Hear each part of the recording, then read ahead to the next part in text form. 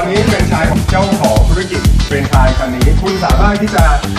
สั่งการบริหารร้านค้าดูการดูทราฟฟิก